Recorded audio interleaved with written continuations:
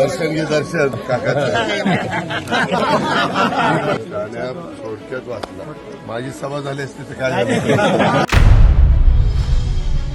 जी काही संस्कृती आहे, एक वडीलधारी व्यक्ती आणि माझ्या 19च्या इलेक्शनमध्ये त्यांनी मला खूप मदत केली होती आणि त्या अनुषंगाने माझे काका असल्यामुळे शेवटी संस्कृतीप्रमाणे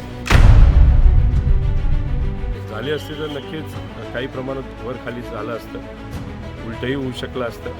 पण बारामतीमध्ये ते इतके अडकून पडले होते, त्यांना माझ्या मतदारसंघात येता आलं नाही. काय सांगाल, आता तुमचं समोरासमोर एकमेकाशी गाठभेट झाली, तुम्ही त्यांच्या पायाही पडलात, आशीर्वाद घेतले. पाया मी माझे ते काका आहेत म्हणून मी पाया पडलो. विचारामध्ये भिन्नता आत्ता तरी आहे.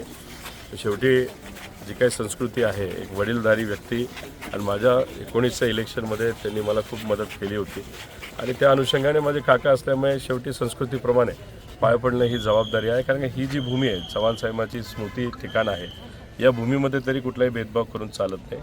इथं संस्कृती पाळणं फार महत्त्वाचं आहे. आम्ही तरी पाळतो आणि ते त्या ठिकाणी मी केलेलं आहे. मी त्यांचं दर्शन घेतलं. जाता जाता ते असंही म्हणले की माझी सभा झाली असती तर अडचण झाली असती. नाही, झाली असती तर नक्कीच काही प्रमाणात वर खाली झालं असतं, उलटही होऊ शकलं असतं.